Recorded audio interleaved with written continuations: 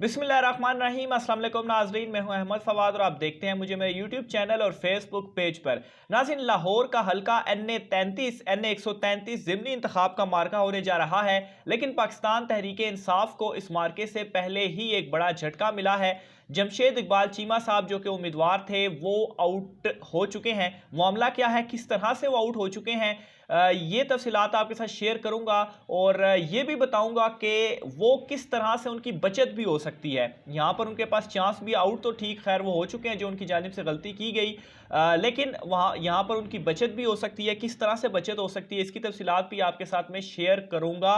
और अगर वो आउट हो जाते हैं, यानी कि अगर वो ये इलेक्शन नहीं लड़ते, तो इस सूरत में क्या होगा कि नवाज लीग बिला मुकाबला ही जीतेगी, क्योंकि अगर उनके बाहर होने के बाद अगर आज़ाद उम्मीदवार लेकर ही अगर पाकिस्तान तहरीक इंसाफ इलेक्शन लड़ ले तो फिर भी वो इम्पैक्ट नहीं रहेगा ऑब्वियसली, जो कि जमशेद इकबाल चीमा साहब का था, और नवाज लीग को इसमें बहुत बड़ा फायदा होगा। मामला नाज़रीन कुछ इस तरह से है कि NA 133 में जो कागजात जमा करवाए गए, कागजात नामजदगी जो जमशेद इकबाल चीमा साहब की जानिब से जमा करवाए गए, उसमें जो तजवीज़ कुनिंदा थे वो उसी हल्के से वो शख्स नहीं था, और वो जो शख्स था जो कि तजवीज़ कुनिंदा था वो था हल्का NA 130 से। कागजात नामजदगी में ये लाजमी होता है, ये रूल्स के मुताबिक कि जो आपका तजवीज़ कुनिंदा हो वो उसी हल्के से होना चाहिए जिस हल्के से आप इलेक्शन लड़ रहे हैं।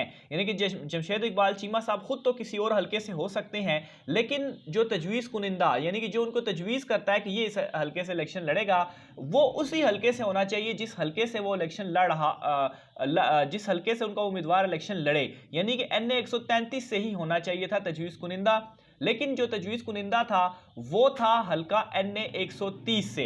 इसकी डिटेल्स भी आगे चल के मैं आपको बताऊंगा कि इसमें किस तरह से उनकी बचत हो सकती है। लेकिन ये जो नवाज लीग की जानिब से उन्हीं के एक कारकुन थे जिन्होंने इनके खिलाफ ये दरख्वास्त दी थी, और इसके मुताबिक ये वैसे हमने अपने सोर्सेज से कंफर्म किया है कि वो जो तजवीज़ कुनिंदा है वो NA 130 से ही है। तो ऑब्वियसली अगर वो NA 130 से हैं तो ये तो उनके कागजात में गलती हो गई, गड़बड़ हो गई, और इसकी वजह से जो उनके कागजात नामजदगी हैं वो इलेक्शन कमीशन ऑफ पाकिस्तान मुस्तरद कर सकता है।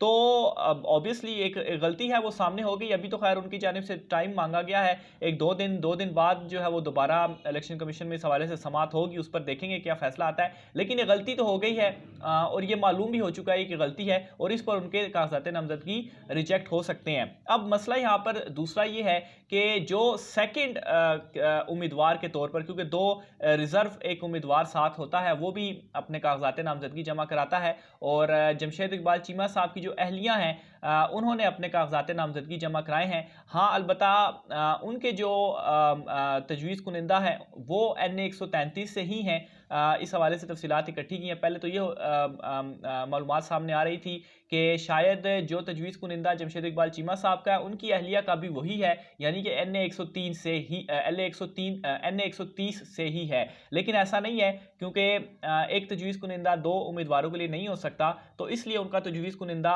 उसी हल्के से है, तो वो अहल हो जाएंगी।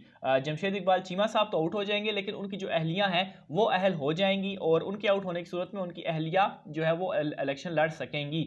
लेकिन इसमें मसला ये है कि जमशेद इकबाल चीमा साहब ऑब्वियसली खुद जो उनका एक इम्पैक्ट था इलेक्शन में, ज़िमनी इलेक्शन में, और जितना बड़ा ये मार्का था वो उनकी अहलिया का नहीं हो सकता। अब यहाँ पर जो एक चांस है उनके बचने का वो ये है कि रिसेंटली जो हल्का बंदियाँ की गई, ऑब्वियसली जो हल्के थे वो उनके नाम भी चेंज हुए।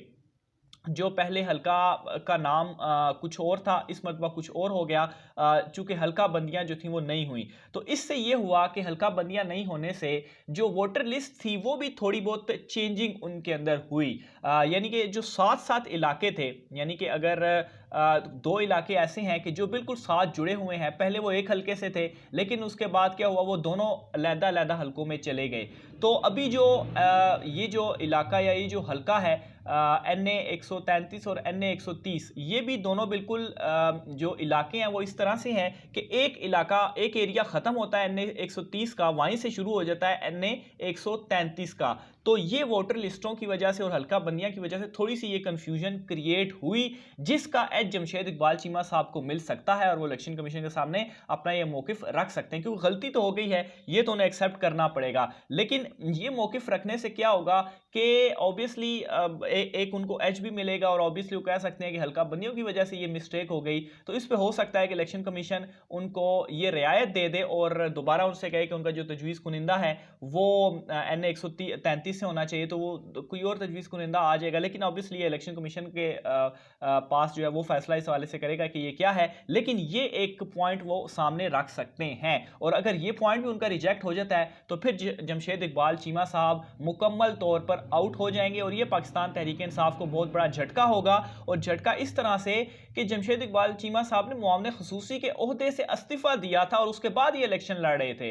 अगर उन्होंने ये मिस्टेक कर दी थी, उन्हें ये इलेक्शन नहीं लड़ाना था, तो फिर मुआवने खसूसी के ओहदे से वो इस्तीफा ना देते, वो वहीं पर रहते, उनकी अहलिया जो थी वो इलेक्शन लड़ सकती थी। लेकिन ऑब्वियसली उनसे ये गलती हो गई और ये मेरे ख्याल से नाकाबिल माफ़ी गलती होगी उनकी जानिब से कि कितनी मरतबा वो इलेक्शन लड़ चुके हैं और इतनी बड़ी वो गलती करेंगे। खैर चांस उनका है वापसी का, देखते हैं इलेक्शन कमीशन इस हवाले से क्या फैसला करती है। फिर दूसरे नंबर पर यह है कि जो उनकी अहलियाँ हैं वो इलेक्शन लड़ सकती हैं, लेकिन जो तजवीज़ कुनिंदा की उनके हवाले से भी शक का इजहार किया जा रहा है कि उनका तजवीज़ कुनिंदा भी NA 133 से नहीं है। जो मुख्तलिफ इतलात हमने इकट्ठी की हैं उसके मुताबिक तो उनका तो यही कहना है कि NA 133 से ही है, लेकिन खैर जब मामला मजीद खुल कर आएगा तो ये भी सामने आ जाएगी कि NA 133 से है कि नहीं है, क्योंकि सोर्सेज ये बता रहे हैं कि पाकिस्तान तहरीक इंसाफ की जानिब से कुछ आज़ाद उम्मीदवारों के हवाले से भी सोचा जा रहा है कि अगर ऐसी सिचुएशन हो जाती है कि दोनों बंदे नहीं लड़ सकते इलेक्शन, तो फिर किसी आज़ाद उम्मीदवार को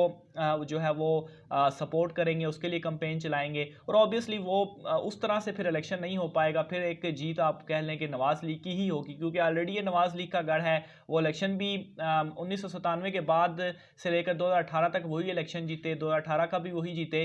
तो जमशेद इकबाल को चीमा को मैदान में उतारने का मकसद ये था कि अपने इस गढ़ में एक मरकज़ी हुकूमत भी है और जमशेद इकबाल चीमा साहब खुद भी बड़े टफ उम्मीदवार हैं, तो नवाज लीग को टफ टाइम देकर उनको अपने गढ़ में हराना है। लेकिन ऑब्वियसली अगर ये चीज़ हो जाती है तो फिर मुश्किल हो जाएगा और एक किस्म का आप ये कहें कि जमशेद इकबाल चीमा साहब ने खुद एक प्लेट में रख के नवाज लीग को ये इलेक्शन दे दिया है और ऑब्वियसली किसी दूसरे उम्मीदवार की सूरत में ये इलेक्शन का मज़ा उस तरह से नहीं रहेगा और नवाज लीग ही इन इलेक्शन में कामयाब होगी। बाकी इस हवाले से तहरीक इंसाफ क्या फैसला करती है और इलेक्शन कमीशन जो है वो चूँकि अभी 2 दिन मौजूद हैं, इसके ऊपर अभी बाकायदा उस तरह फैसला जो है वो नहीं आया, लेकिन जो हालात हैं, जो चीज़ें हैं, वो तो यही बता रहे हैं कि गलती है और इस गलती पे यही होता है कि आपके कागजात नामजदगी मुस्तरद हो जाएं।